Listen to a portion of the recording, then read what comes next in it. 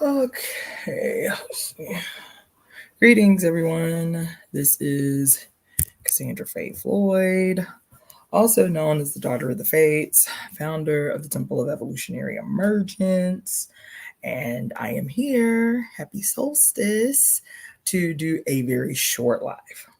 I know that I said last night I was going to do a live that was going to be a continuation of our walk through the heart, but I have actually changed the topic of discussion for today. One, to make it shorter. I am actually preparing. I had a friend call me in crisis today, and so I have to prepare my place to receive her. And so I'm not gonna be on here very long. I did want to just like check in. Wish you guys, happy summer solstice. And tomorrow is the full moon in Capricorn. And yeah, and and then talk to you a little bit about some things and that kind of stuff. Greetings, Carlotta. How you doing, dear? So yeah, so yes, so there's a lot happening and a lot going on, and hopefully through it all, through the madness of it all, you can attempt to,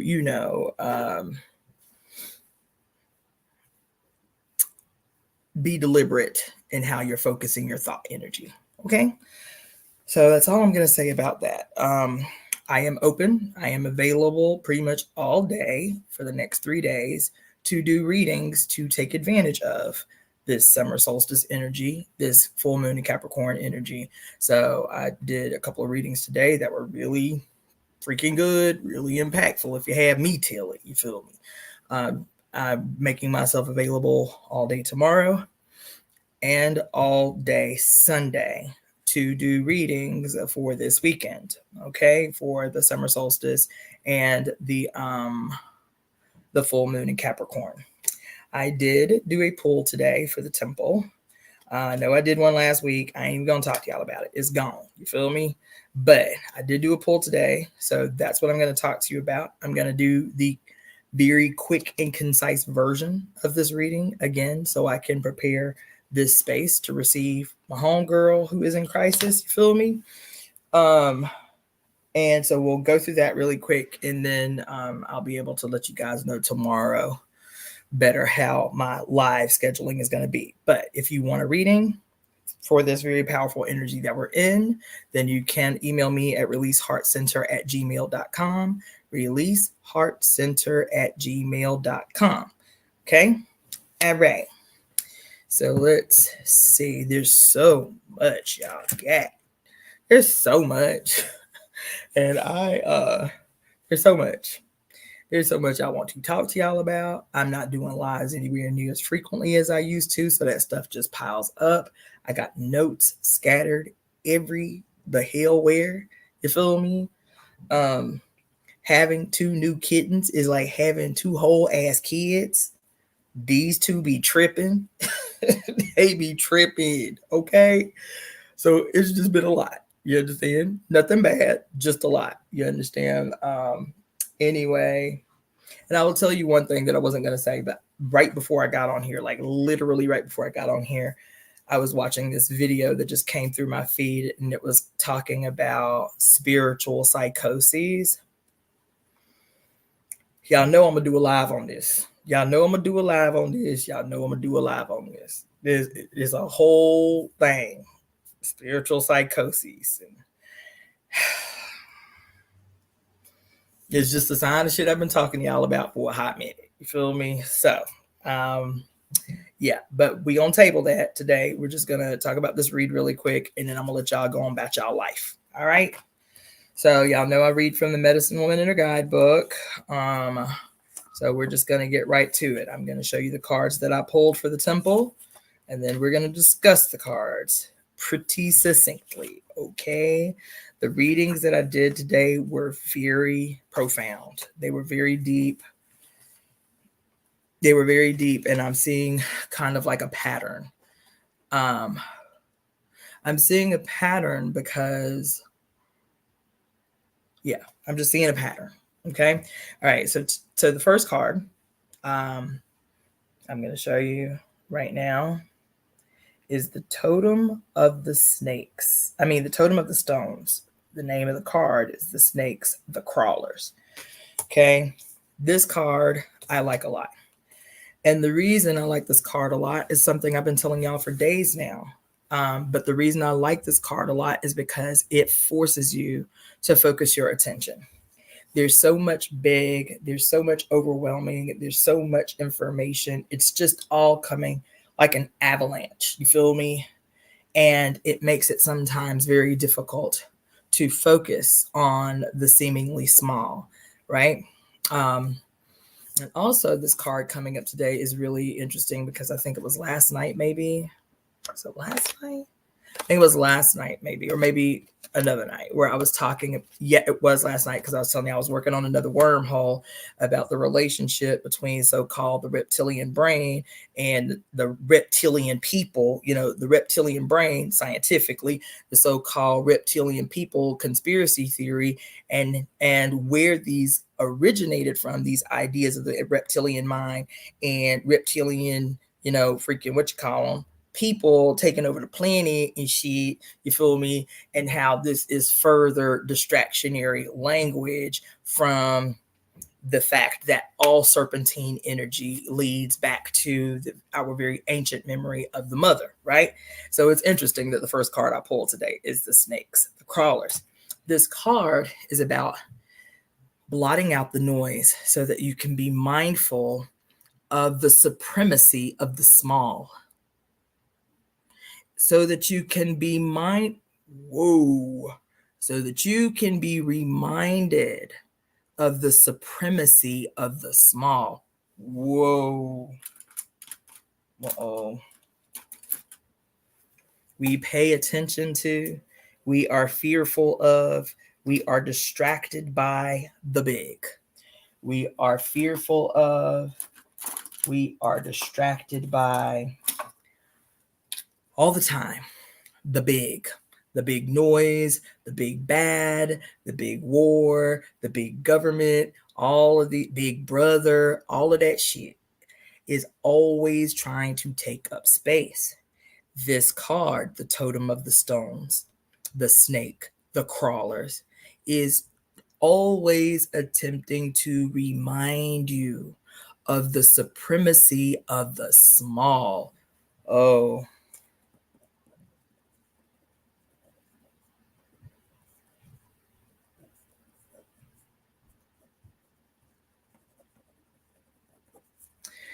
so let me just tell you before I finish talking to y'all about the card. I have the book somewhere here amidst all these books that I got. I may have to revisit it. I haven't thought about it in years, but it's a book that I read, you know, when I was a hardcore revolutionary activist. The name of the book is called The War of the Flea. The War of the Flea. Okay.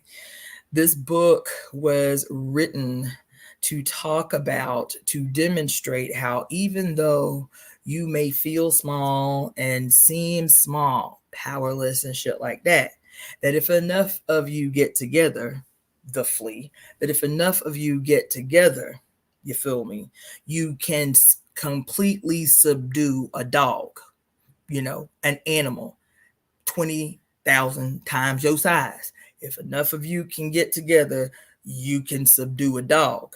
They call this the War of the Flea. As a matter of fact, in response, it was a book that was written about the effectiveness of guerrilla warfare, right? How people with less firepower, less education, less know-how could take on an imperial power and defeat an imperial power.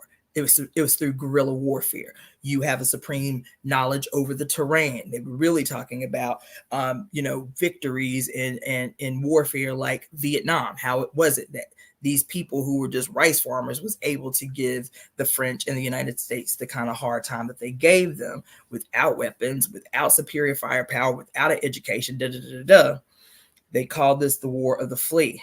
And in response to the fact that the United States and other imperial powers was getting their asses handed to them all over what they called the colonial world. Europe and in the north was up here. The nations of the north, first world nations, was up here, and the nations of the so-called third world, what do they call it? The global south was handing Europe and North America they ass left and right. This is around 40s, 50s, and 60s.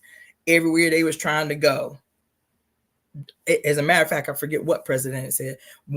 There was a U.S. president said that America will never again be able to fight and win a ground war because of guerrilla warfare, how efficient and effective guerrilla warfare was. So what the American military did was write a counter to this book called The War of the Flea.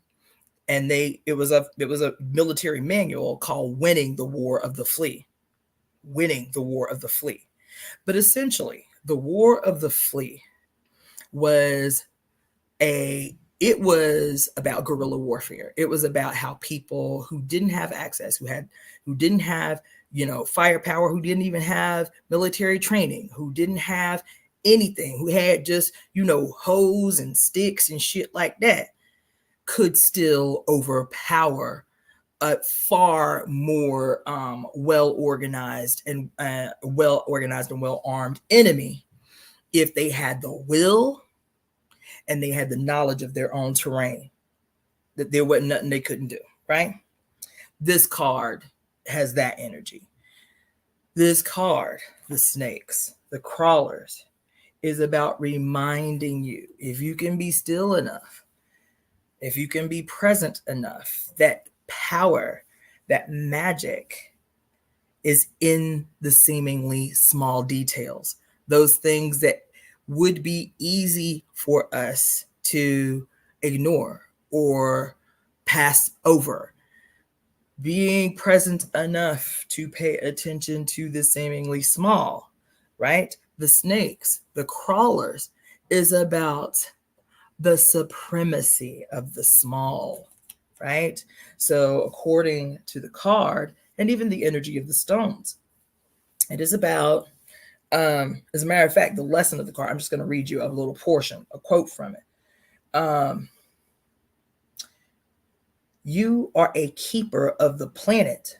Study the creatures that crawl the earth, turning dirt into soil, composting waste. The smallest life forms, the tiniest crawlers, are necessary to break down the larger forms that are no longer needed. Disintegration, death, and transformation are a part of the great cycle. The snake has always been the symbol of eternal energy and transformation. Healing comes by destruction. Baby, let me tell you about today. God damn it.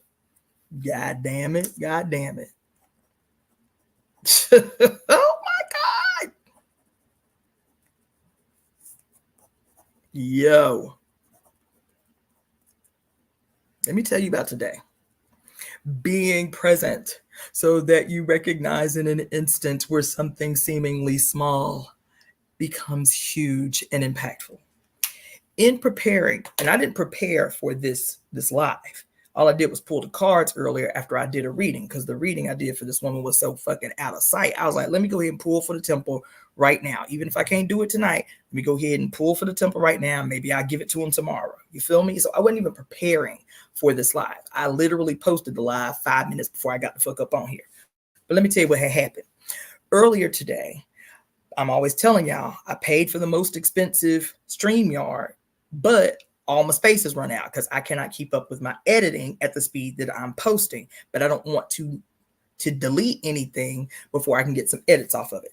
So I'm constantly looking through old videos, trying to figure out what I absolutely can get rid of so that I can make more space to keep doing and storing lives. So the one that I was watching today, I was like, okay, I'm listening to it while I'm doing other things. I'm like, okay, let me just see if I can find something to extract like a clip from before I delete the live. The one that I was listening to today, so now you're going to have to go back and listen to it, was entitled Temple Service 5/27/24. Now y'all gonna have to go watch it. 5/27/24 temple service. 5/27/24. That was the one I was listening to right before I got up on here for like an hour, trying to find clips in it that I could extract, copy before I deleted the stream to free up some space so I could do this live tonight.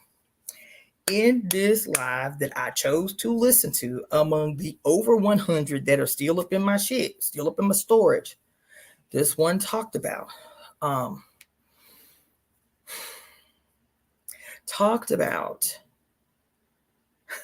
as a matter of fact, I just posted it before I came up on here, a clip, and I entitled it The Courage to Step into the Dark. That's what I called it. The Courage to Step into the Dark. That's what I called it. And in it, I talked that this was that was May. Okay. I'm just looking through videos trying to figure out which one I can get rid of so I can do this. But let me just tell you about this deck. Let me tell you about energy. Let me tell you about being present so that you can see the miracle in the seemingly small. So I did the clip. I called the clip The Courage to Step into the Dark. And this whole live was about reimagining everything. Not having a renaissance, not trying to revisit old ways and kind of pimp them or whatever, really having the confidence to imagine something radically fucking new, right? And that requires us to get comfortable with all of those things we've never been comfortable with. Those things being, we ain't never been comfortable with the word destruction. We ain't never been comfortable with the word dark. We ain't never been comfortable with the word decay. We ain't never been comfortable with the word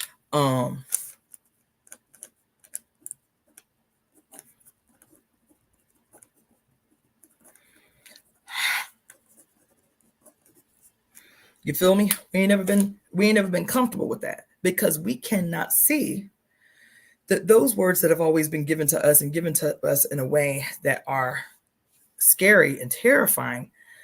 We've never been able to see them as necessary and good, depending upon where you are in the world and what your particular worldview is. And so I'm saying, we have to not only step into the dark, but we have to have the courage and the confidence to gleefully step into the dark, to blissfully embrace destruction. Okay? To blissfully embrace destruction. And here this first card I done pulled on this motherfucking day say, baby, disintegration, death, and transformation are a part of the cycle of life. The snake has always been a symbol of eternal energy and transformation. Healing comes by destruction and rebirth. Healing comes by destruction and rebirth. Y'all feel me?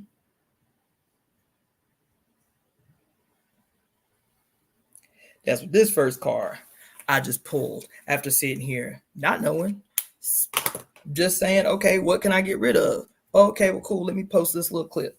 And this first card I pulled, the old skin is shed and the new one is ready. Life continues. Learn from the creatures who live in Earth's body. They are humble and great. Yes, they are humble and great. The snakes, the crawlers. You understand me? I told y'all a story not too long ago about why I began doing ritual offerings to Hecate, right? The triple goddess in Nordic culture.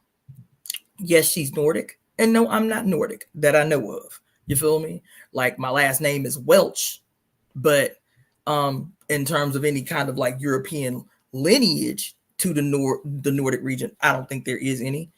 But when I read her story, it immediately resonated with me. And I said, okay, they call her the queen of refuge, that you make offerings to her of that which you intend to throw away, food scraps, shit like that. So her animals can feast. So her babies can feast, right? She is the governess of the crawlers, those things that lay in the belly of the earth that we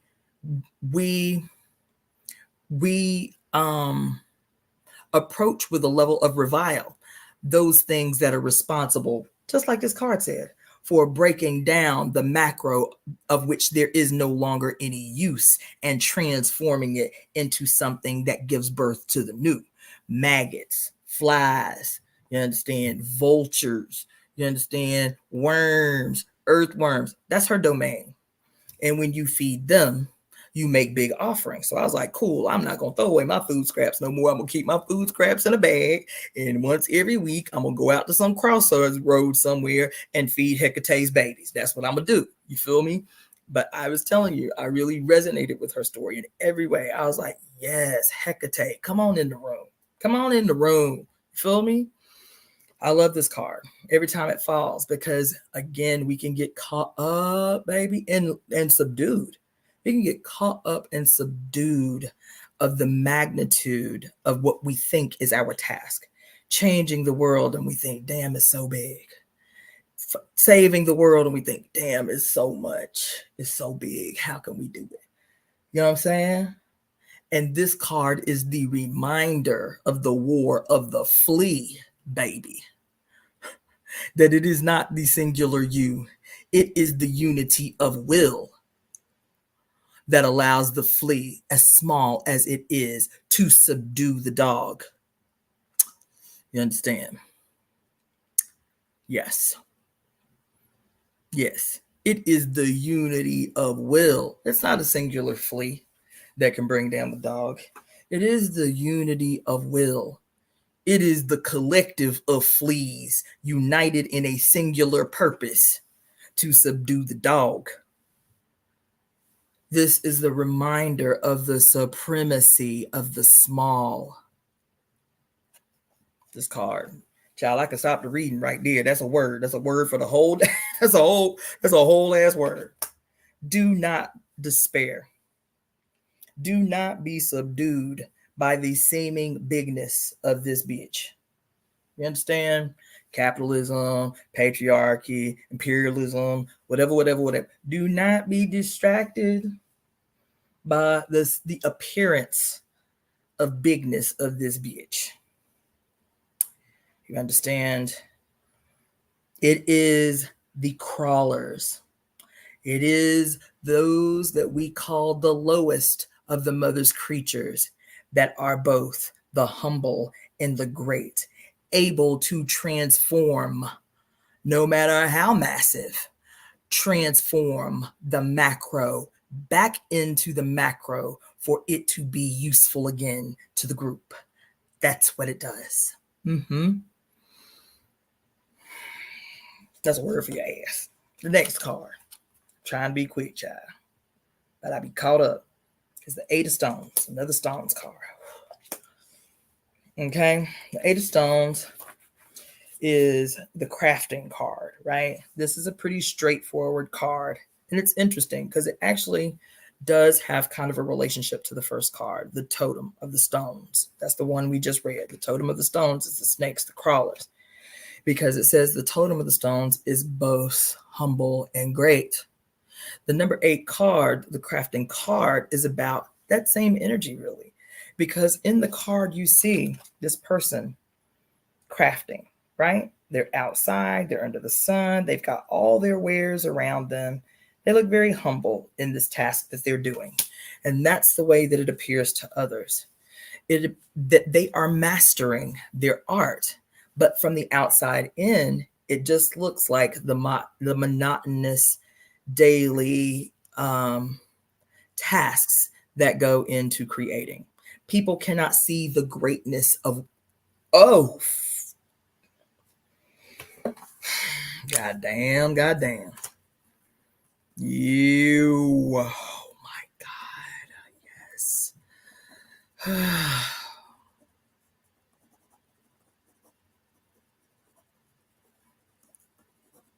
Oh.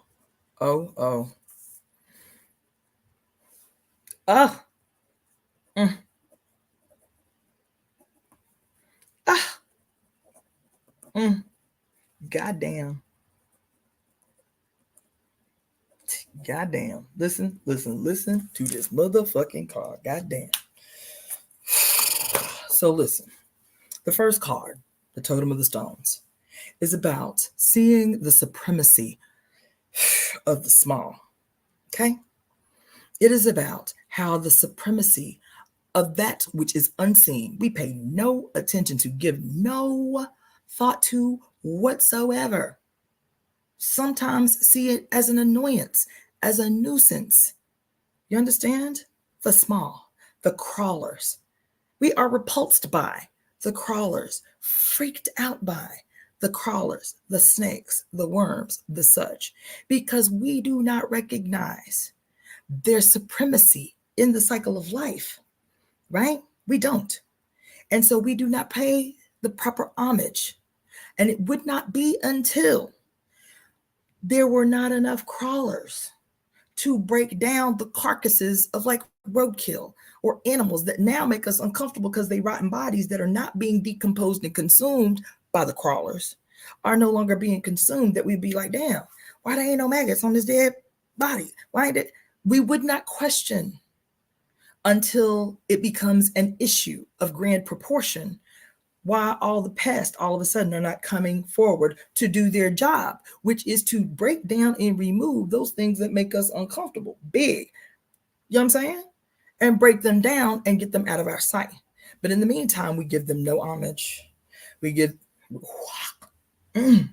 we give them no homage. They do not get they just dues. You feel me? The second card though is kind of the opposite, but still the same. This is the holy fuck. God damn it. God damn. Yeah. Fuck. Listen.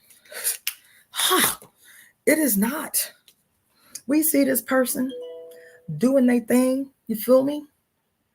And y'all, I am in my motherfucking feelings right now. We reduce the significance of what it is she is engaged in this moment. Oh, it's just some silly bitch making jewelry. You understand? But remember, in Pure Lust, when Mary Daly was telling the story about the woman who everybody ignored, nobody talked to, she cleaned everything. She was a servant of the house, the sister of the owner of the house, but reduced to the faceless, nameless, unimportant servant of the house. Until one day she was given a vision, baby. She was given a vision. And she took what she had, seemingly nothing, scraps. You understand? Scraps that she had been holding on to. And she could see clearly in her mind's eye what was to be constructed from a pile of waste. Holy fuck. Goddamn. She could see clearly in her mind's eye what was to be constructed from seeming unimportant nothingness. And what did Mary Daly say? That she picked up that thimble like, I don't even want to misquote it. It was so deep. She picked up that thimble with the majesty of one child. What did they say? God damn, that shit was so deep. Man. Fuck. Where was it? Y'all know y'all remember because that shit hit me like a ton of bricks. To such a woman, blah, blah, blah, blah, blah. The language, da, da, da, da, da. Mm-hmm. Yes, where was it? Here it is. Uh-huh. Yes. Yes, child. Yes. Mm-hmm. Where's that story at? Y'all need to know this.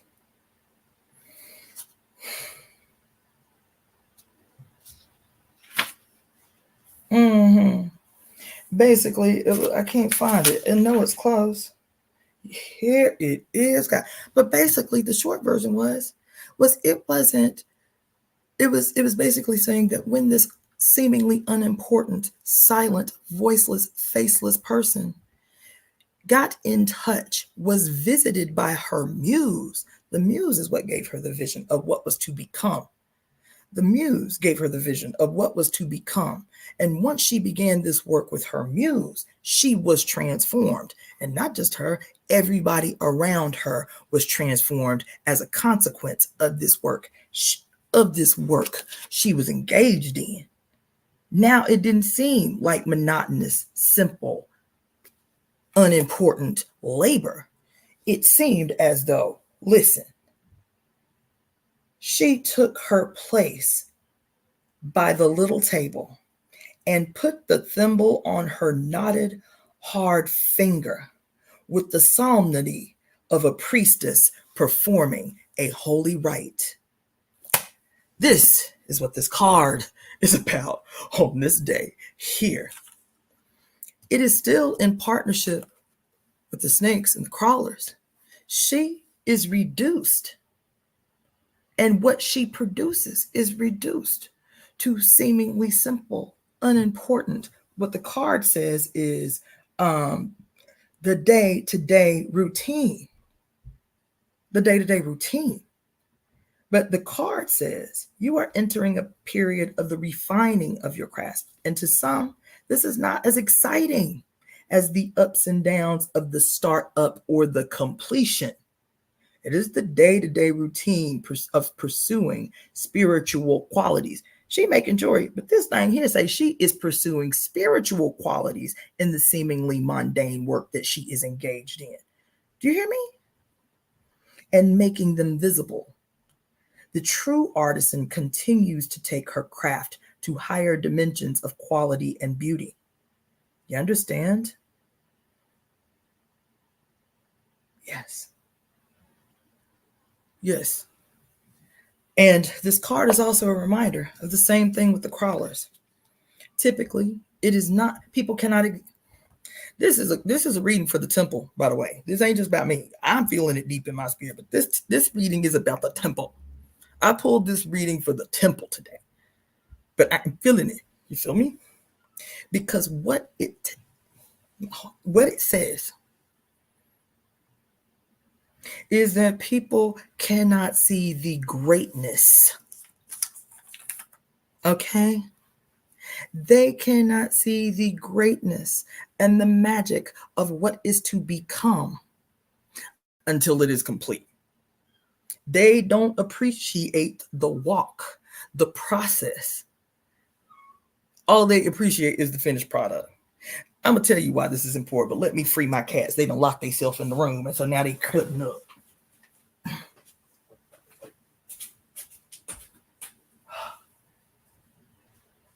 Y'all be doing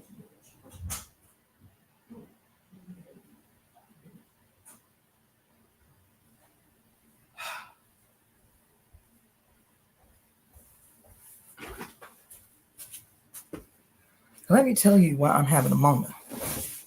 Because I keep telling y'all, for some time now, but especially for the last few months, I would say, sometimes I self-question.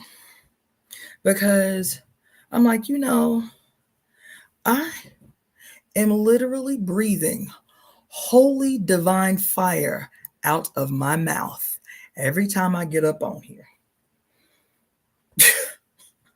Holy divine fire every time I get up on here. You feel me?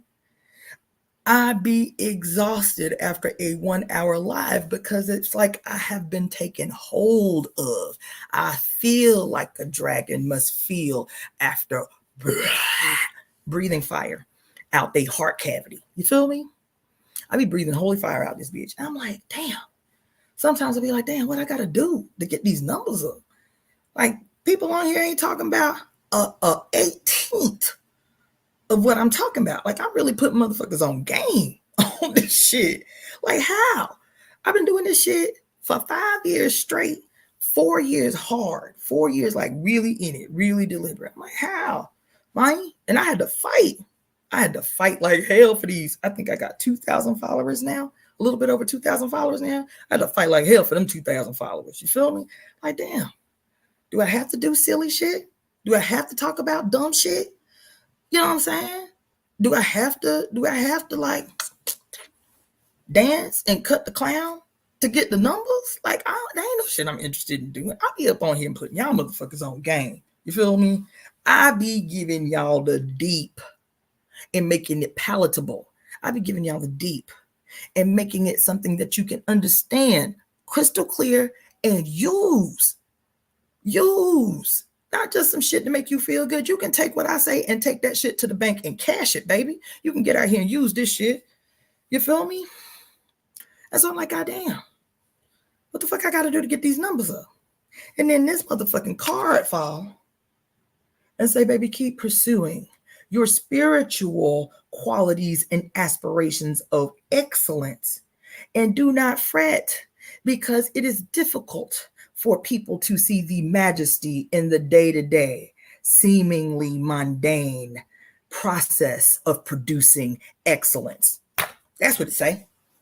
The first card say, listen, you will never be recognized for what it is you are doing, just like the humble and great creatures of the body of the mother's belly, who is responsible and powerful enough to decompose an entire elephant to absolute nothing.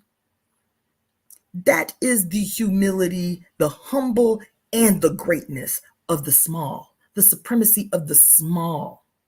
You don't get your recognition, though your task is the biggest. Holy fuck. You don't get no recognition, though your task is the greatest. Okay? God motherfucking damn on this day right here, y'all. Let me move on, because I do got shit to do. The next card.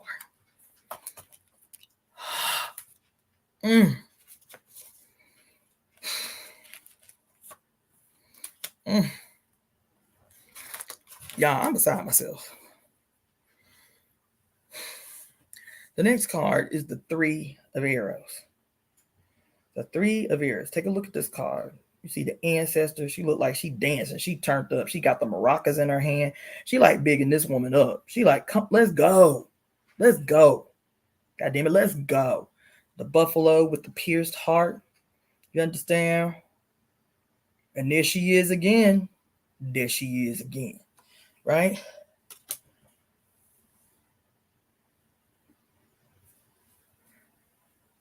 Let me read some of y'all comments before I fucking move on.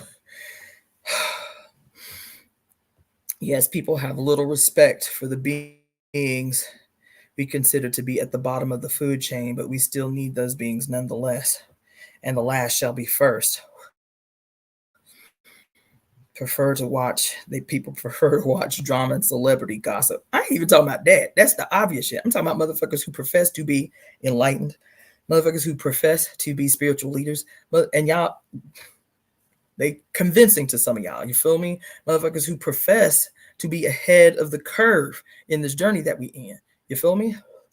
I'm crying here for real because this is intense reading, and I'm new here. I feel you, baby. Like, I'm in my feelings right now. I might need to stop and get a drink, child. As a matter of fact, that's exactly what I'm going to do. Y'all don't understand. I'm in my feelings right now. Let me grab some juice.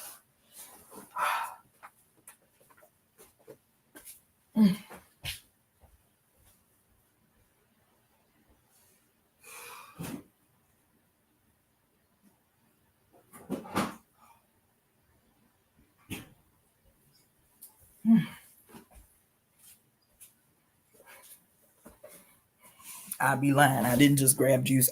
I grabbed tequila too. Let's go. All right.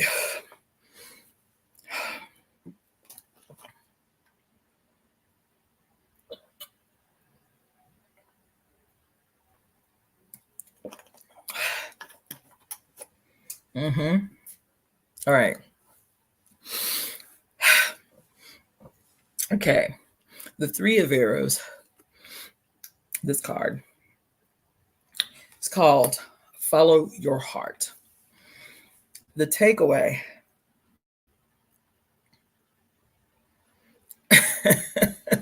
the takeaway from this card.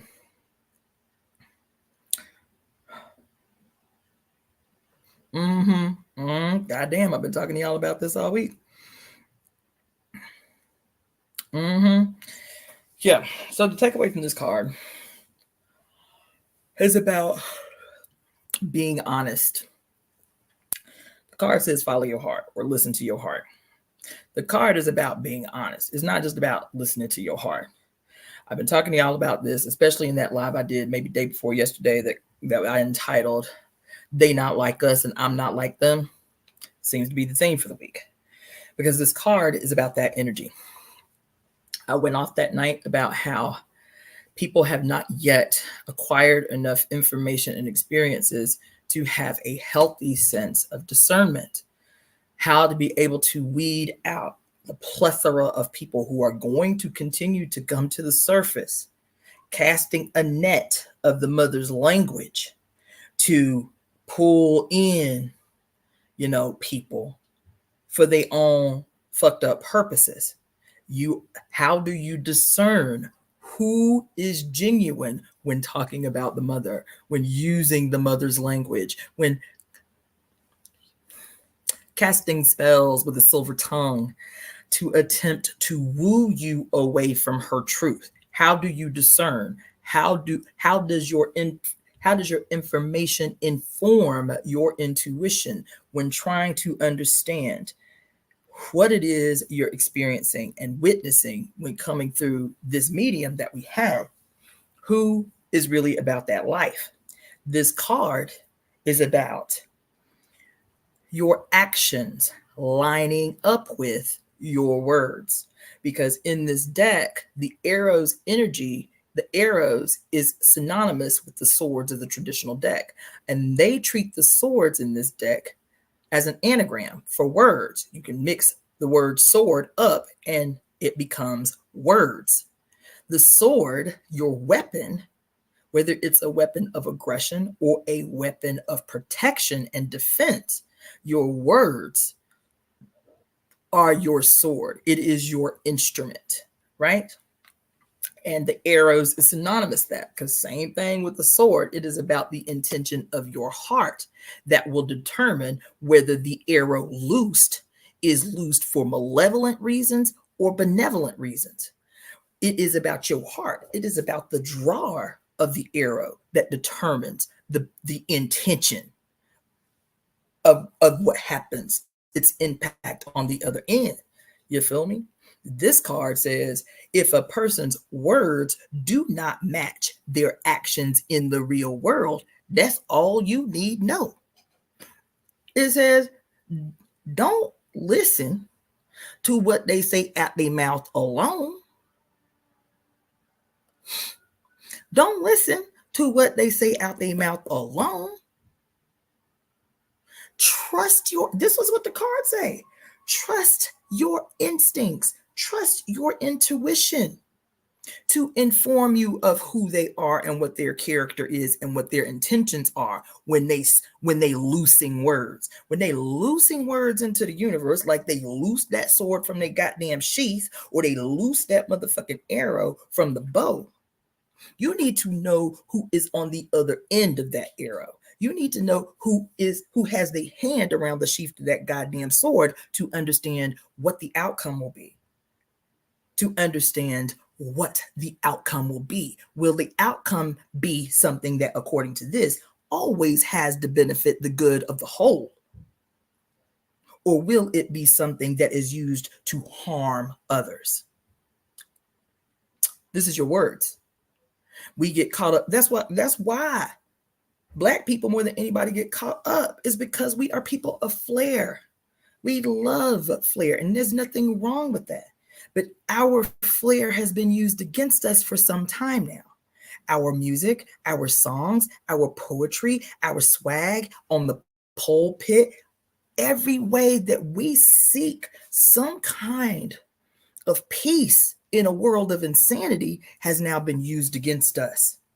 So the words are not enough. Who is it that is loosing the words? This is what you need to know. This is how you can all listen. I do not have to have a crystal ball.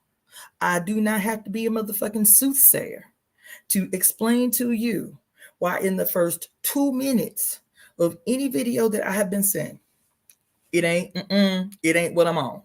It is not what I'm on. And that is not to slander anybody. That is not to fuck up nobody flow. But baby, this is the period that we in. There's so many people out here that y'all love.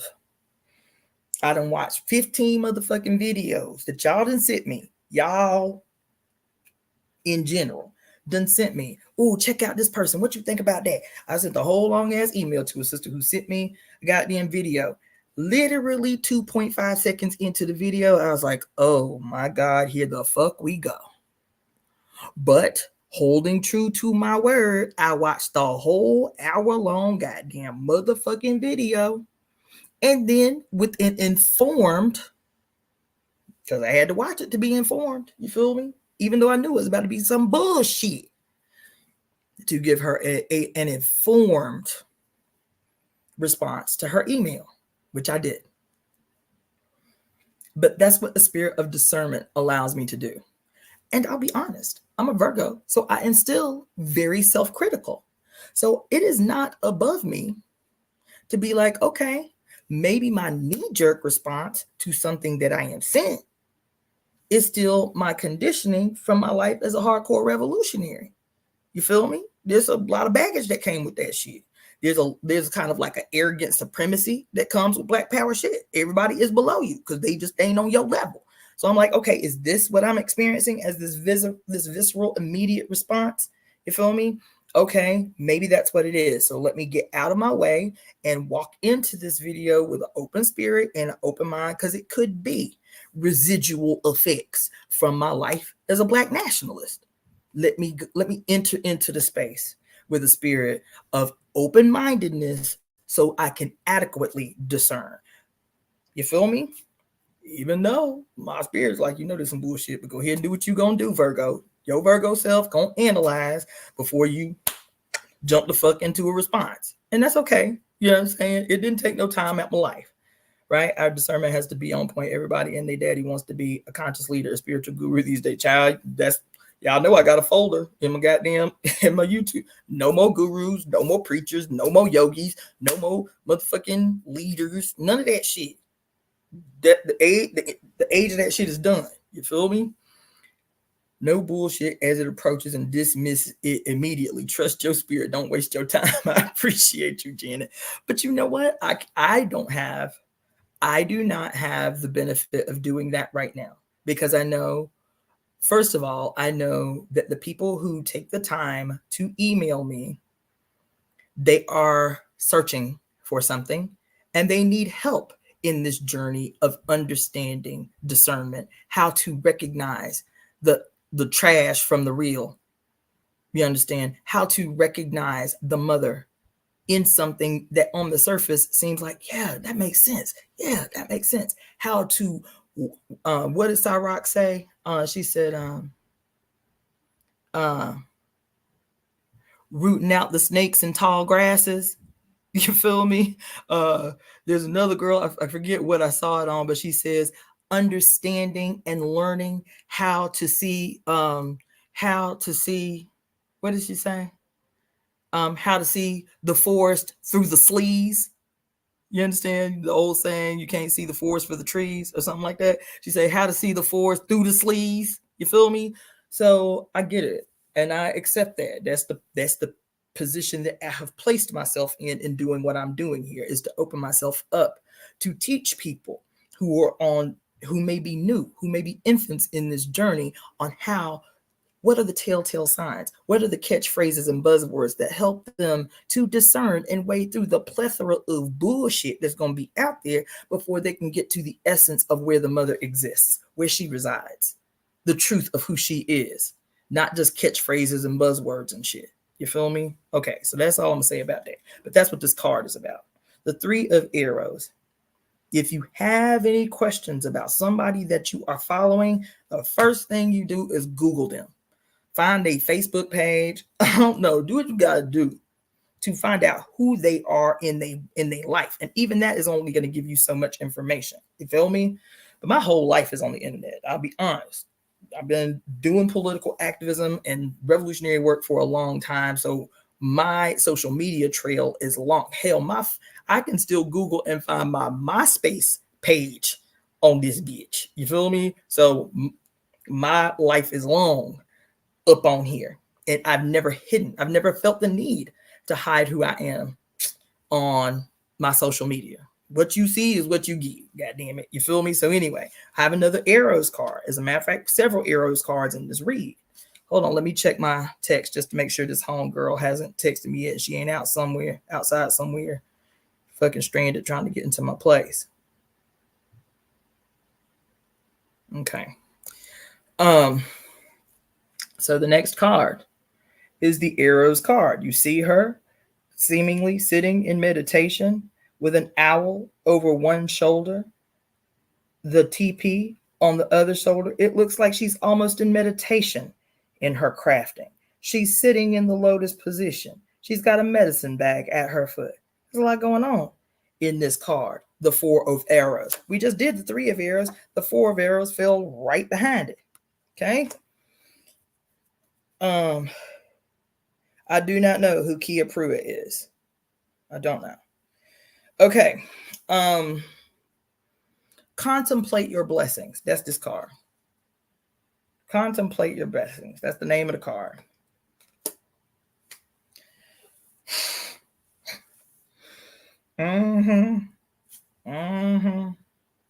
Contemplate your blessings. So just like in this card, right?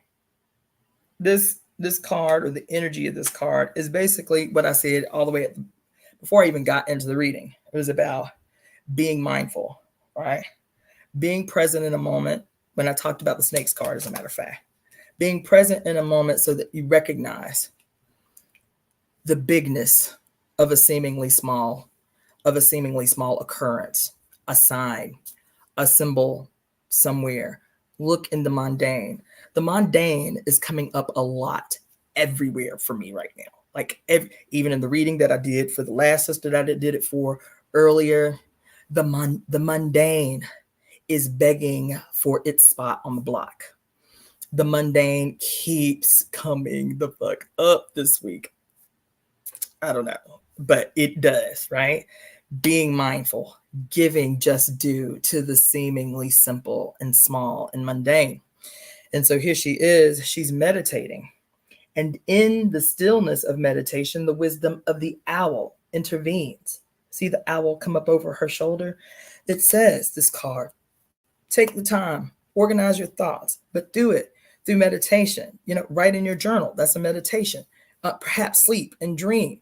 Pull back from trying to Pull back from trying to achieve. Don't force. Don't push. Don't be trying to meet goals right now. Chillax. This is me. You may be very logical and rational at first. Try to free yourself from it so that you can descend into fantasy. Get out of the stream of purposeful activity. If you do something, do it only for the enjoyment of it in the moment. This is a mental discipline. Wisdom will come when you rest. Come on in the room. Wisdom comes when you rest. You see that? Owl just perched the fuck up on her shoulder. Wisdom comes when you rest. Look at what you have to work with. Play with what you have at hand. What did I just say about the prior card and the woman in the book by Mary Daly, Pure Lust, who anybody else would have just saw a junk pile of scraps, or just a junk pile, something that needed to go into the trash can. But when she was partnered with her muse, She saw clearly what was to unfold before her. She did that. You understand? Look at what you have right now at hand that you can play with, that you can get into. Have no thoughts of the results for right now. Live in the moment, live today within your means, and see if it can be peaceful there. The road that has been traveled by others may not lead you to your own destination. Appreciate the uniqueness of your being and allow your own path to unfold before you. Appreciate the rewards that are your own way of life and doing things. What did I just say? You understand about the temple of evolutionary emergence? I'm convinced people are not going to see the majesty of what it is we're talking about, what it is we have been engaged in, what it is that drew you here with my little measly 2,000 members. And I love every single 2,000 of them. So that's just from the outside looking in. My little 2,000 followers, what drew you here? Because I'm not on the algorithm nowhere. I can guarantee it. I can guarantee you it is not the algorithm that drew you here with my little 2,100 followers. I guarantee it. You feel me? And I'm telling you, when you came up in here, whether you knew it or not, you were heeding a call. That's what you were doing. You were not here for entertainment, because I'm not here to entertain you. When you came the fuck up here, you were drawn because you were heeding a call. That's how you got here. That's why you here. You understand? And so this thing that we are involved in, this walk that we are traversing together, people will not understand. They'll see me in my little apartment with my little background of books and shit. You feel me? They will see me as just somebody who is trying to teach you a little something, make a little extra side change, you feel me? And keep it moving, and I'll be obsolete in a year or two. But this spread that I pulled tonight for the Temple of Evolutionary Emergence is saying, bit by bit, day by day, brick by brick, is how the new world emerges. It is what did the other card, the Eight of Stones, say? The Eight of Stones says all they see is a lowly somebody sitting the ass like a hippie on the ground just doing some beading or some shit. They do not know that she is sitting in ritual, that she is sitting in ceremony with her muse. And while you cannot see what she is engaged in, you will not be able to appreciate the majesty of what she produces until you see it unfold in all its majesty. You can't even understand and appreciate the process until you see it big, live, and in full effect. That's it. That's it. You feel me? So we're going to move on. This is my favorite card. This card has come up so many times when I've done the reading for the temple. So I dare say it may even need to be like a shirt. This shit might need to be a temple shirt or some shit. Y'all know it's my favorite card. It is called the Brave Herald of New Thought. This card. It is my favorite card in the deck, baby. The Brave Herald of New Thought, the Apprentice of Arrows. Oh, I love this card so much. And it continues to invade every reading that I do for the temple. Every time, no matter how I shuffle these cards, I have thrown these cards on the floor.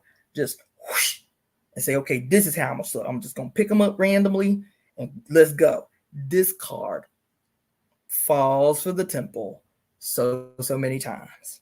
The Brave Herald of New Thought, the Apprentice of Arrows. Do you understand? Look at the phoenix arising out of the sun. The sun is the future that they cannot yet see, but confidently aim towards it. It is her wisdom as the brave herald of new thought. She is the brave herald of new thought, teaching her apprentice. I'm gonna put you on game. I'm gonna give you everything I got. I'm going to give you the vision. I'm going to give you the tools of execution. I'm going to give you everything I got. But I'm getting old, the Phoenix. I am getting old. So all I can do is give you the tools. It is your youth. It is your energy. It is your vision. It's what you bring to the table that I no longer have that is going to ensure that the target, the arrow hits the target, which is a brave new world constructed by brave, radical new thought. I just told y'all that before I got up on here, I posted a video that now y'all gonna have to go back and watch called The Courage to Step into the Dark. The courage to step into the dark. What did our very first card say? To recognize that healing comes from destruction, to embrace destruction, to honor decay,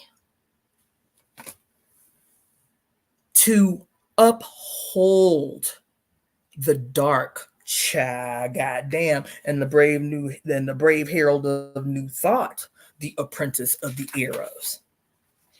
Who is the Black woman? Teaching the little white child, the most ancient to the most new, the most ancient to the most new. Look at the light coming out of her forehead, funneling everything that she knows into this child. Huh? Child, goddamn. Listen, let me read some of y'all before I go on. Hi, all. Hey, Aaron Pfeiffer. It's cold. It's a cold winter solstice morning for me in the Southern Hemisphere. Happy solstice. Where are you in the Southern Hemisphere, dear? And happy solstice regardless. Beautiful hermit. Nevertheless, I have been fortunate. That makes a lot of sense. And it also explains why they try so hard to keep us busy and distracted. If we're always stressed out, the downloads will never come. Okay, they come. They're just a lot harder to see, grab a hold of, and integrate. What a beautiful validating space. Greetings, Tato. I hope I pronounced that right. Tato, Jessica. Yes, Kennedy. She is always on the work. She is always at work on us. Mami Wata. I stumbled across your channel when I was looking for a synopsis on Mami Wata books. Okay. Wow. I'm about to bead some new bracelets right now. Yes, you should. Let me tell you, this card fell tonight, but I took notes 2 days ago about I wanted to make a line of my own prayer beads for my Etsy store, right? And so I spent all day watching videos on how different cultures have made their prayer beads, their mala, their rosary. And I was like, yeah, I'm gonna get up in this. Like, this is something I'm gonna do. And here we pull this card where we see she just, quote, doing some crafting. But what she is doing is she is acting like a fate in partnership with her muse and literally constructing and weaving destiny. That's what she's doing. This is ritual. This is ceremony she's in. You feel me? The seemingly mundane, just like the crawlers, the seemingly insignificant. Let me tell y'all about today. I did a reading for this woman. Gave her gold, y'all. I gave her gold, you feel me? And I told y'all, every time I do readings, bitch, you got homework. You ain't just gonna leave the reading feeling good and you ain't got no shit to do. No, within 7 days, you need to do this, this, and this. Within 7 days of me reading you, you got homework. I don't care what you asked for. I don't care what you saw in the sea. You got homework to do. It ain't just no, you feel good and I'm your goddamn spiritual therapist, bitch. You call me for a goddamn reading, you get homework. So I'm giving this sister gold. Bam, bam, hitting her with it. She's like, oh my God, that's amazing, right? We getting ready to get off this 1 hour call. I'm telling you concrete things, not abstract things. I gave her homework and a lot of it. She was like, well, okay, I do have one more question. So is there any ritual I can do? Like any candle magic? I said, baby, look, we got it twisted. What we have reduced to the mundane is the ceremony.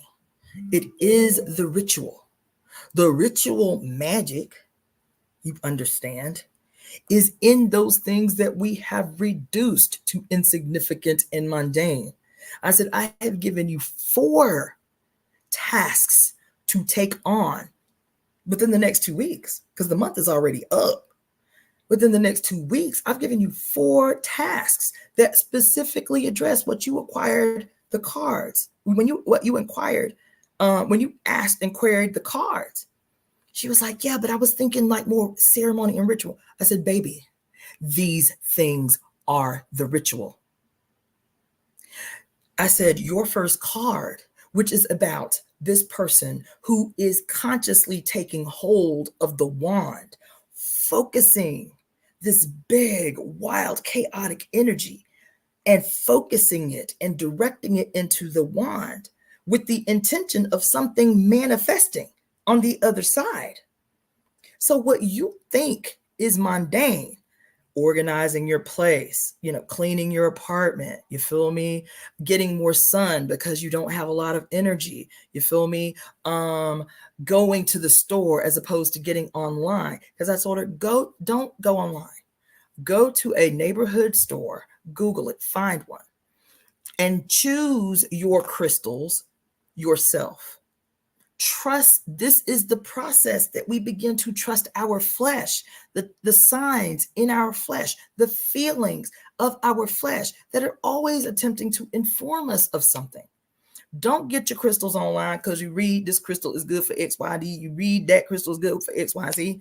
Go to the store. Put your hands over the crystals. See which one attracts your attention as you're attempting to just pass by it.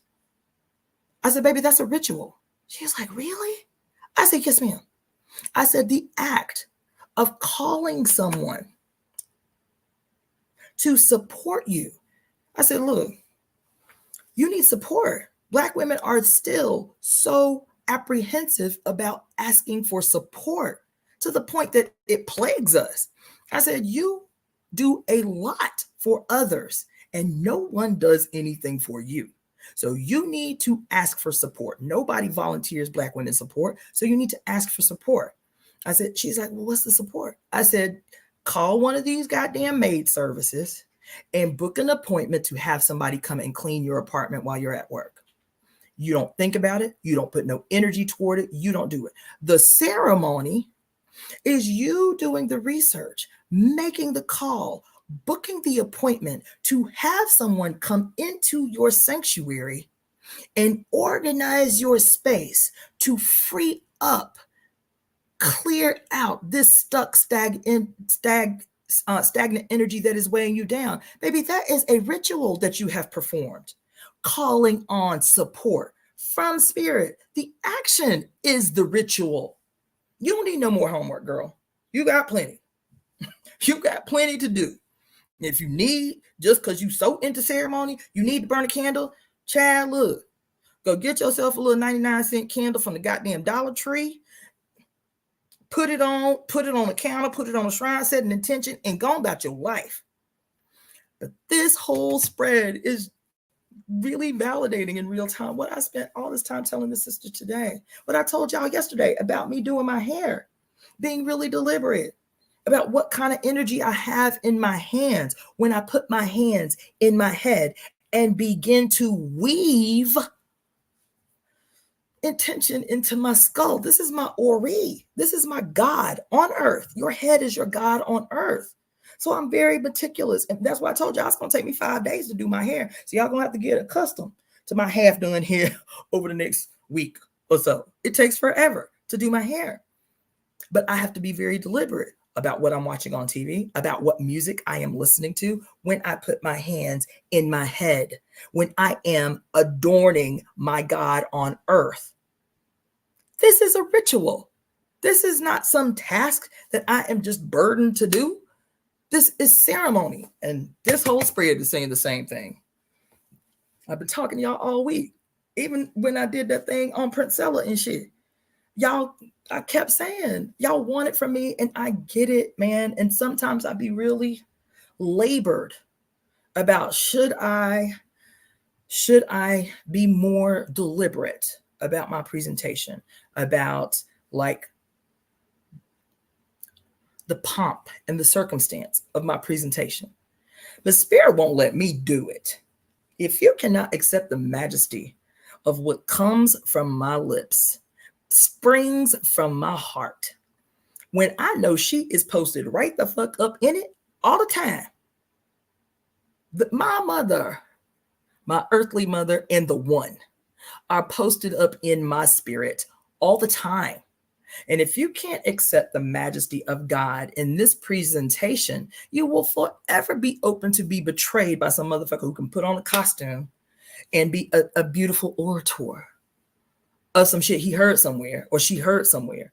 You'll be open to be betrayed for now and forever by pomp and circumstance. It is the mundane. It is the humble. It is the earthworm. It's the maggot. It's the seemingly small. You understand? It is the day by day, bit by bit. You outside looking in, you like, that's some laborious, burdensome, boring looking shit. But when the work of art, which is a ceremony in action, this is what she's doing. This is ceremony in action. When it is complete, you are like, oh my God, this is so amazing. You cannot appreciate the small. You cannot appreciate the seemingly mundane. And so for you, spiritual execution of ritual and ceremony has to be so big and sanctimonious and shit. This is ceremony you are sitting in right now. This is temple you are sitting in right now. This is spell casting that is happening in this goddamn moment right now. And you are a witness to it. And as a witness to it, you are fully participating in it. That's science for your ass, by the way. There is no subjective witnessing of things without impacting and infecting and affecting its outcome. In the witnessing of, in the bearing witness to, you are fully participating in the construction of the new. Ciao. I still got 3 cards. My homegirl is on the way. Let me check and see if this girl can get in the crib. Hold on.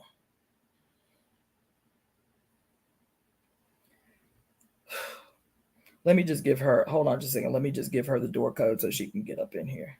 7, okay, yeah.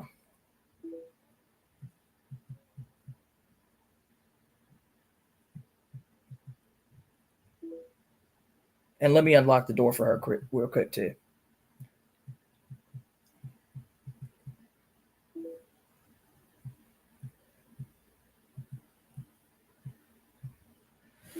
Yeah, let me do that so I can give y'all these last 4 cards and leave y'all alone.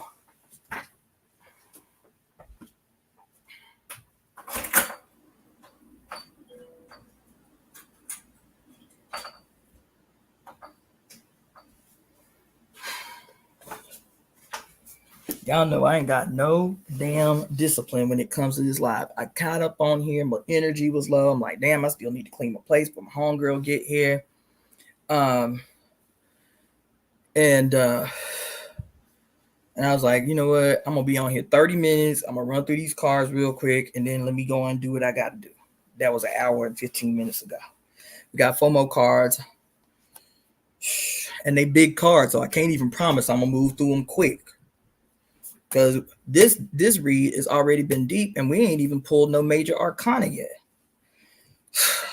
So the next card is a big card on this solar eclipse. I mean, on this summer solstice. So happy summer solstice again. You understand?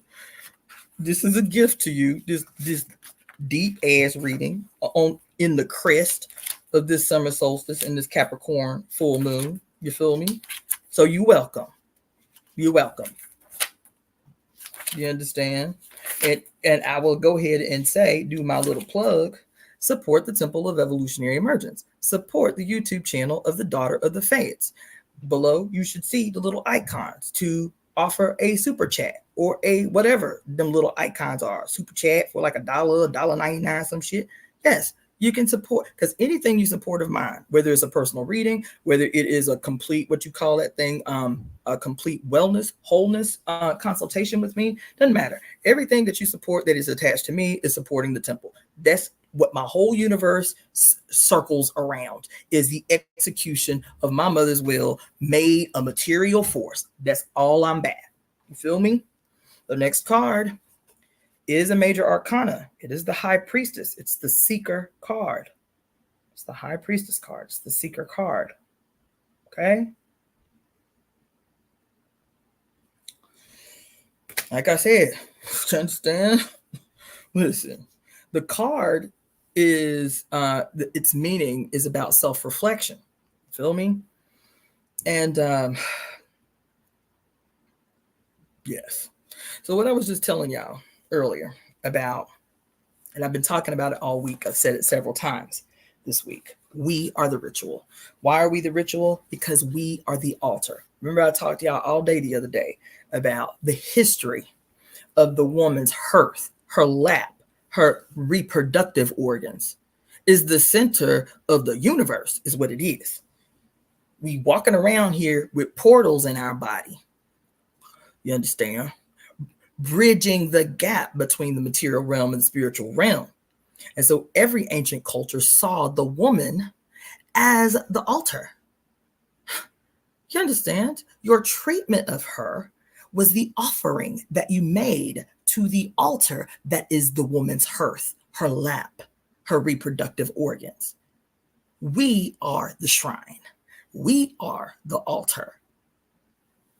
So we are the ceremony. Whatever the fuck I say is ceremony, is ceremony. Whatever the fuck I do is sacred. Whatever I do is sacred.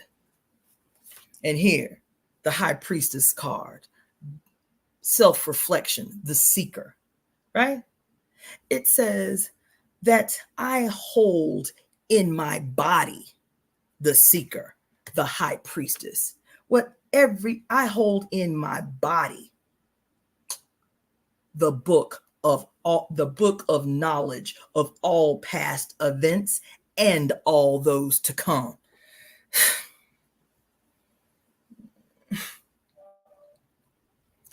This card say, I hold in my flesh the book of knowledge of all that has been and all that will be. I have access to the universal memory through my ever deepening states of meditation and attunement. Yes. All potentialities rests within my body, within my portal. You understand? I am a child of the moon on this here full moon, studying my cycles, my moods, and my phases. I learn from my body, which speaks to me through its feelings and responses. I observe my patterns and changes. The mirror of myself reflects the goddess. The mirror of myself reflects the goddess. You understand? Yes. This is the energy of the card. I don't even have to go into that much deeper. It is a confirmation and a reaffirmation of all that I've been saying all week. We cannot continue because let me just switch my brain for a minute. Another defining moment or another defining attribute, let me put it that way, another defining attribute of shifting out of the Piscean age into the Aquarian age that people don't really talk about as much as they should. But one of the defining attributes of the Aquarian age is the end to victimhood. The end to victimhood, right? Because what was one of the defining attributes of the Piscean age? It was martyrdom. It was victimhood. It was carrying your cross and suffering for higher purpose and suffering to ensure your afterlife and suffering. It was victimhood. Victimhood defined the Piscean age. There was virtue in suffering. That the more you could suffer, the more sacred you are, the more you could bear, the closer to spirit you are. And the Aquarian age kicks the door in on this shit and like, not to motherfucking day. Oh no, suffering is not your lot in life. And this period in the Aquarian age is defined by a complete and total end of victimhood. What this means is that we become the architects of the new world. We become the architects of our own destiny. We are conscious, willful, enthusiastic participators in the future. We are not victims of fate. We are the creators of fate.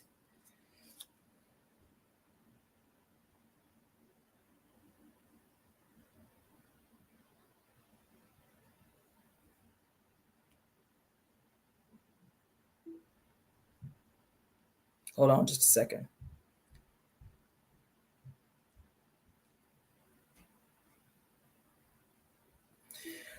Okay? We are the creators of fate. We are not the victims of fate. You understand? 3 more cards. Let's go. The next card is the 4 of Bowls. The 4 of Bowls. The 4 of Bowls. Okay? Let's see what the 4 of Bowls got to tell us. I love this. The 4 of Bowls. Okay, yeah, I like this card. The 4 of Bowls is great. It's great. It's actually great. It's actually great. The 4 of Bowls, the name of the card is the materialization of love. The materialization of love. Now let's just go back into our reading real quick. The materialization of love. And look at some of our past cards in this reading. The materialization of love. Some of the cards, in one way or another, that personify this card. The 4 of Bowls, the materialization of love. The materialization of love. Even though she ain't getting no props and no praise, she is still doing the day-to-day, seemingly mundane for the execution of spiritual excellence. Understand? That's a materialization of love. That's love she goes into that process with. You feel me? What's the other card? Here. It is love. Love for herself, to seek quiet, meditation, and wisdom through rest. This is a materialization of love. You understand? Thank you so much, Carla Summers, for the super thanks. I'm just going to post that right quick. I appreciate that so much. Thank you. The apprentice, who is giving of her own experience and consciousness. Look at that light coming out of her ori, being poured into this child who she is certain will execute her fucking vision and will. That's what she's certain of. That's what she's certain of. All I have to do is demonstrate love, guidance, affection to this child, the apprentice. And it is certain because the cycle guarantees it so. That's what the Phoenix represents, the cycle. The cycle guarantees that if love leads and I pour from myself into the future, into the young, into the new, they will execute my vision. Yeah, they will. And so this first card is this card, the 4 of Bowls, is the materialization of love. This card calls on you to bring your love into form. Now I'm gonna tell you, that's a word. There's a word. Because people can say all day long, I love you. I love you. I love the vision. I love the future. I love humanity. I love. But what did this card say? Do their words match their actions? require a materialization of love. Do your words match your actions? Do you really love me? Because love in this era has been used as a weapon. That four-letter word has been used as a weapon to silence you, to subdue you, to muzzle you, to quiet your dissent, to shut down your rage. That's what love does. To quiet and mute your righteous indignation. But I love everybody. I don't see color. I love everybody. Love used as a toxic weapon to make insignificant your righteous rage. Those things that have been done wrong to you, your right to vengeance, your right to redemption. That's what love has been used to do. Whether in your personal relationships, your political relationships, your spiritual relationships, love is used to subdue. And that age is well done and good. It's gone. You feel me? This card says, in relationship to the Three of Arrows, this card says, make them show. Don't trust nothing to come out nobody's mouth until they can materialize what they say. Show me you love me. Support those institutions that are important to me. That is a materialization of love. You love Black people. You love Black women. You love women. You want to see justice for women and children. Support the organizations. Support the life and structures they are trying to build. I sent an email to this woman today. No man, nowhere on earth, I do not care how learned he is, how old he is, how wise he is. I don't care. I don't care. If the words preceding anything that he says, the words preceding that is not, this is who my mother is. This is who my mother is. This is who my female mentor is. This is the one woman or the group of women or the council of women who I submit to, who hold me accountable. I told her, I said, we uncomfortable with that idea, but for 120 years, millions and millions and millions and millions of people, men and women and children, have had no problem preceding every word that comes out of their mouth with the quote, according to the Honorable Elijah Muhammad, according to the Honorable Louis Farrakhan, blah, blah, blah, blah, blah, blah, blah. Y'all ain't had no problem doing that shit for 120 years. Any man that's got anything to say that he claims is on behalf of the mother, on behalf of the one, on behalf and in support of the inevitable emerging matriarchy, if his words are not preceded with, my earthly mother is, I want to thank my earthly mother for providing me the destiny that I have, because she did. I want to thank my earthly mother for giving me this destiny. This is the council of women who hold me accountable, according to sister so-and-so or elder so-and-so, blase, blase, blah. If it ain't preceding them words, I'm not interested in what no man got to say out their goddamn mouth from now until forever. I'm telling you, my mouth to the goddess's ear. I'm not interested. Y'all gon' in real time demonstrate the materialization of love. What is the evidence that you are in compliant unity with the execution of the mother's will? What's the evidence? Not just what you say out your mouth, dude.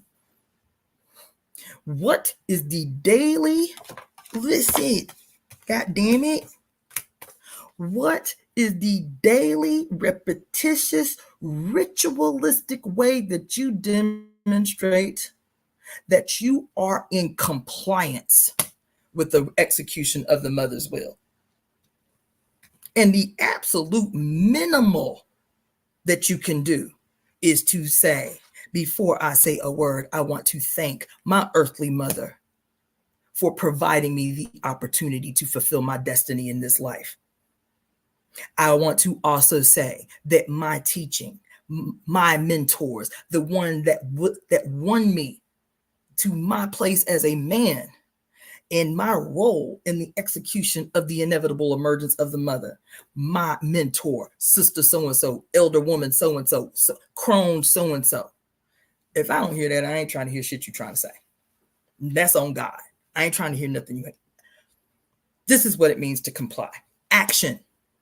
Not you get so many followers, not you get so much attention, not you got women swooning and shit, because in their ignorance and in their not knowing, you can use the mother's language as a silver-tongued sword that you fucking slay women with to meet your own goddamn selfish needs and aspirations. That ain't what I'm talking about.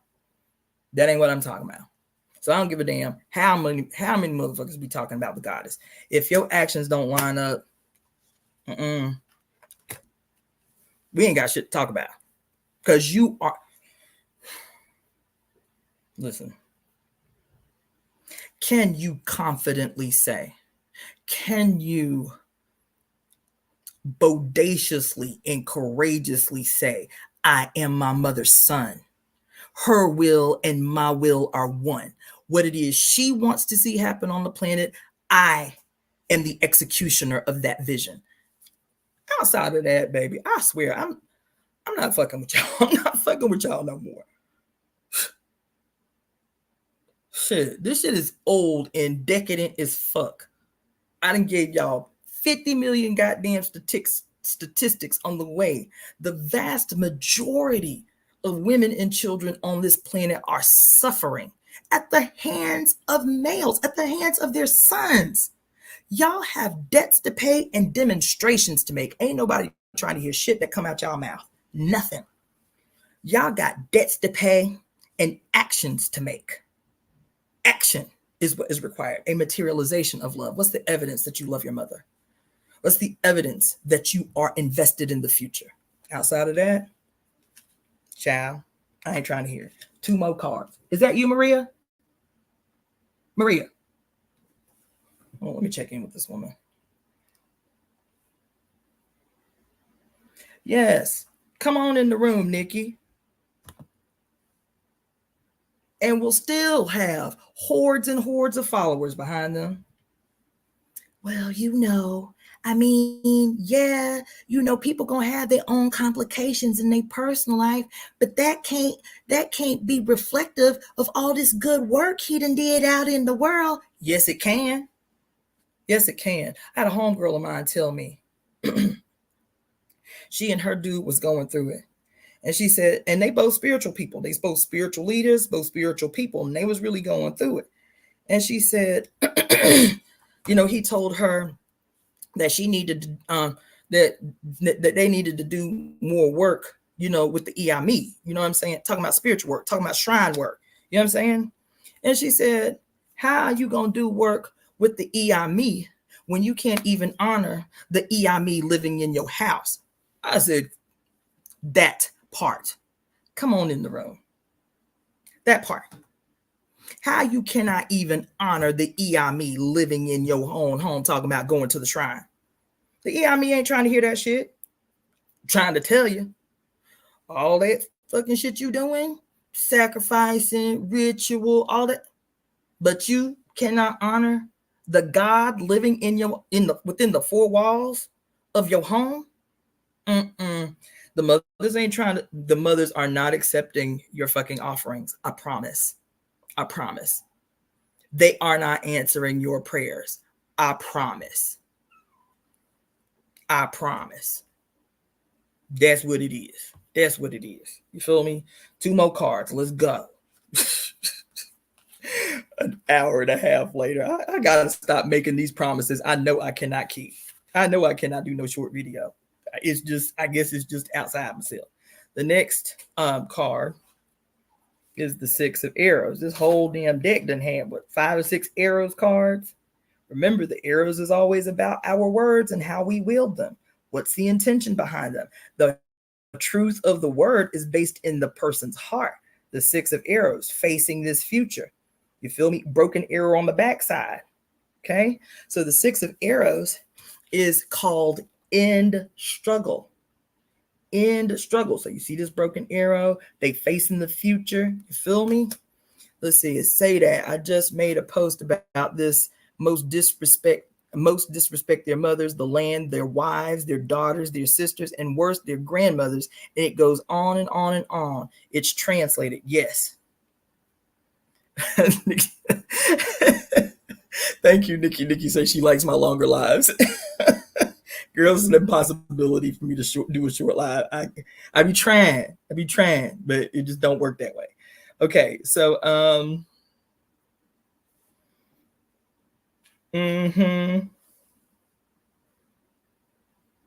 yep. Yes. Yes. Child, look. So this card, which is called In Struggles, okay?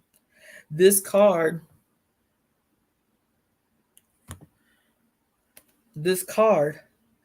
is about mostly what we've been talking about stepping bravely into the unknown.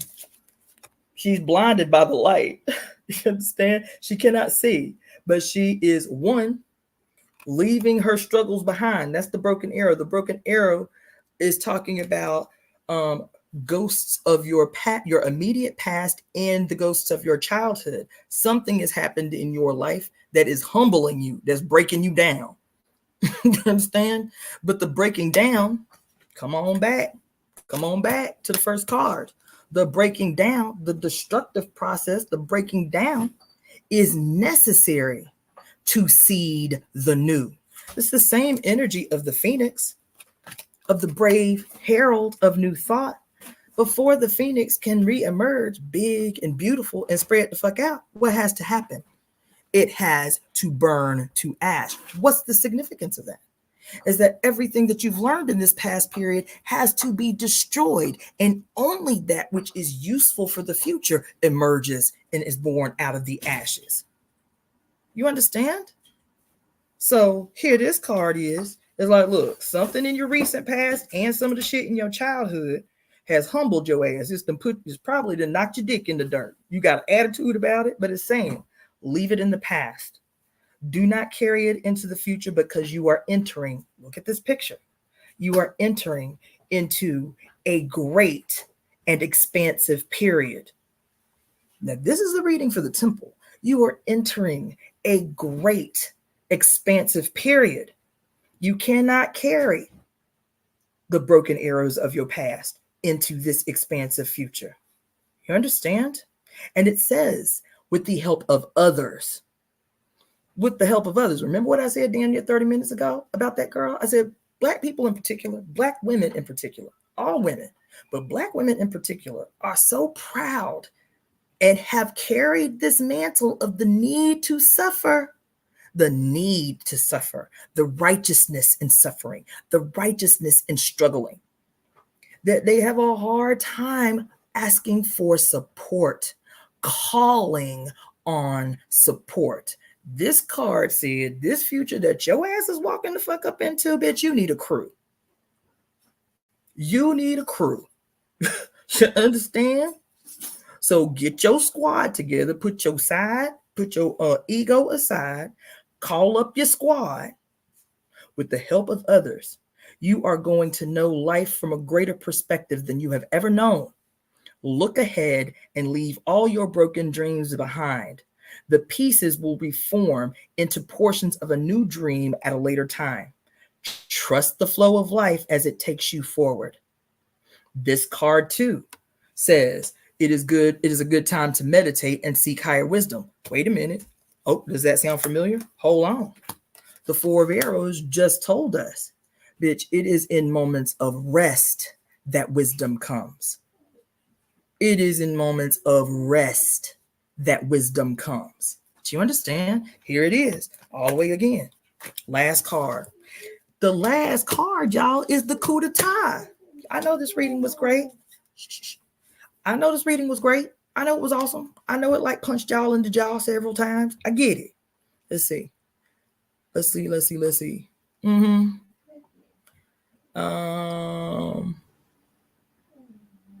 Yes, come on in, Janet. Yes. Okay. Okay.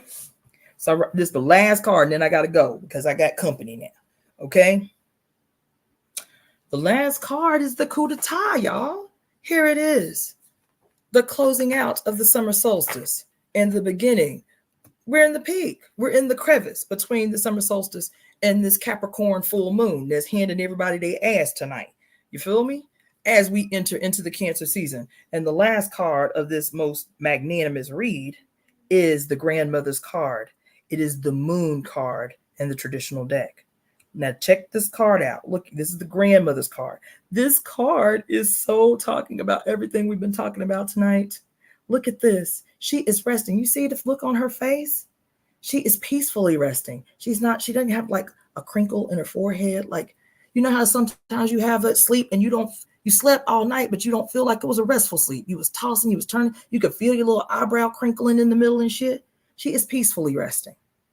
And in this rest, like the previous card said, it is in moments of rest where wisdom comes. And here the grandmother's comes and gives her insight in the night under the moon while she dreams. Okay, let's talk about this card. Let's talk about the grandmother's card on this here summer solstice. Okay?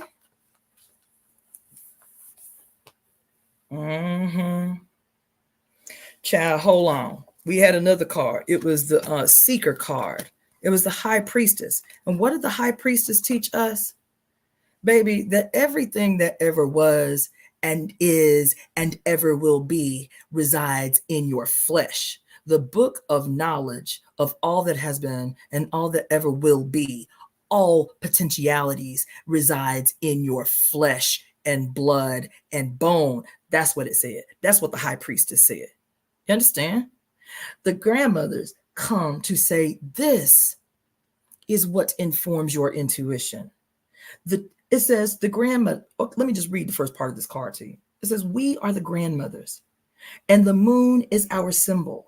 We are intuitive knowledge that you feel or sense, knowledge that seems to be within your body. Our teaching is this: trust your body always. Your body subtly reacts to everything you present to it, and gives you feedback as to whether a particular thing is right for you in that moment. At night, when you sleep and dream, your body goes through experiences that it needs in order to live the life you are attempting to live. Your thoughts lay out the blueprint, and your body tells you what to do. Moment by moment, hold on. Moment by moment, the crawlers. Moment by moment, the seemingly mundane ritual of the crafter. Hold on. Moment by moment, the intuition and wisdom given in the seemingly mundane from those who witness from outside. You understand? It says, through its feeling responses, moment by moment, it tells you what to do. It lets you know if you have erred in your planning. It gives you peace and joy if you have planned well. Do you understand? Anxiety is not of the goddess. It is a sign that something is off. Thought and action, will and movement, these are the things that reorganize your body's cells. Old cells embodying old ideas die, and new cells containing your new ideas are born. Hold on. Oh my God. Wait a minute, y'all. We have been talking about this through this whole walk. Leaving the old in the past. That's what the Piscean age represents. We can't carry none of that shit into the future with us. The Aquarian age guarantees that we will no longer be victims. Do you understand? But we have to accept it and integrate it so it becomes a part of ourselves, as ourselves are reconstructing the new age in real time. What? Moment by moment. This creative energy is so strong. This is the warning for this card. This creative energy is so strong that unless you are using your talents and your abilities creatively in the world, listen, Nothing in this deck wants you to struggle, wants you to lament, wants you to suffer. Everything in this deck is saying, baby, you got all the juice right in your body. Bitch, you a walking portal. I want you to create. I want you to have sex because that is your creative power energy. I want you to weave. I want you to sing. I want you to dance. This is the ritual. This is the ceremony. Those things that we have been conditioned to make small and insignificant.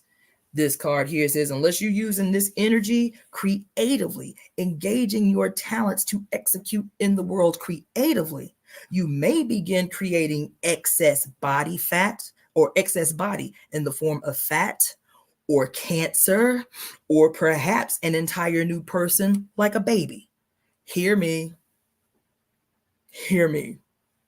I just did a live with y'all last night about 5 elements theory, about how thoughts become disorders, how unwelled emotional issues become physical disorders. This card say here, if you do not burn off, if you do not use this creative energy that you incarnated with, that you may start creating excess body in the form of fat, in the form of cancer, or even an entire new person like a baby. Your imagination gives form to the creative energy.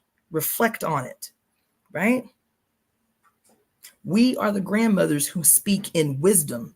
Break out of your shell the old ways of thinking that lock you inside yourself. Pass by your personality's desires and your education as well. Walk between the towers of thought, following the path to the high mountain of spiritual intuition. There is infinite wisdom ahead. New knowledge is gained in the reflective state of meditation that is incorporated into your body. Over and over and over and over, this throw tonight is like, bitch, stop forcing, stop pushing. It is through relaxation. It is through a well-rested you that I do my best work. This is how the goddess moves. And you can't keep fighting against it. You want to set this shit off, do what your opposition tells you it's not your right to do.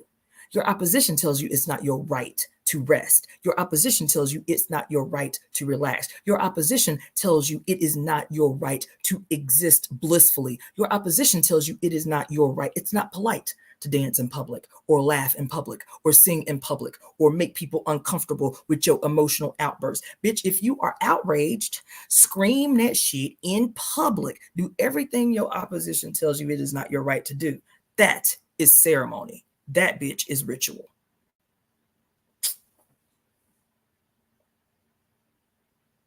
Yes. That bitch. And I say bitch in the greatest way. Go on back if you don't know what I'm talking about to you. Encyclopedia of Myths, the Women's Encyclopedia of Myths and Secrets, and see that bitch is a holy word, a sacred word. That bitch is ceremony. Okay? That bitch is ritual. So sleep. Eat some weed if you need to. Smoke some herb if you need to sleep peacefully. Motherfucker. Sleep is ceremony. Sound, restful sleep. Deliberate sleep is ceremony. Stop getting caught up in the fucking pomp and circumstance and performance of charlatans looking to lead you astray and distract you from the majesty. What did I say? The supremacy of smallness. It is the small, right? It is the creatures. It is the crawlers. It is the serpent that are both humble and great. It is the seemingly mundane of the day-to-day activity that is the execution of holy rites. The little old lady who everybody ignores, who puts the thimble on her finger in harmonious work with her muse to execute a tapestry of grand proportion. And all they see is a little old lady with a little crooked finger putting a thimble on her finger in preparation. And they say the act of placing the thimble on her finger was that of a priestess engaged in a holy rite. Everything that we do deliberately and purposefully and with the intention of the whole in mind, in compliance with our mother's will, is sacred, is the ceremony. It is ritual. So that's all I got to tell y'all tonight. I love you. I appreciate you for rocking with me because I know most of y'all are on the other coast and it's way, way, way past your bedtime. So hopefully that was a word for you. Hopefully you was fed on this evening. You understand? And I will let you know when I'm going to do the part 2 of the 5 elements workshop that I've been doing on the heart. I'll be honest. Tomorrow I'm going to be in ceremony. So I don't know that I'm going to do a live tomorrow. Maybe I will feel called to, but as it stands, I have not planned to do a live tomorrow. I will let you know. But in the meantime, sleep deliberately, rest peacefully, dream and think about what it is you are dreaming over the next 48 hours. We're moving through the summer solstice into this Capricorn full moon. The rest of the month is powerfully huge. There are 4 other big, huge, magnanimous astrological positionings happening the rest of the month. Power the fuck up. Book your reading. If you are interested in a reading or a whole wellness consultation, email me at releaseheartcenter@gmail.com. releaseheartcenter@gmail.com. That's a great idea, Janet Kennedy. If you have, go outside. It's a full moon, moon bathe. If you're in a place where you can do it naked. Go outside tonight. You feel me? Power up. If you're near a body of water, go dunk in that body of water. You feel me? But take advantage. This is this big shit we in right now. All right. I love you all, and I will see you on another day. Peace.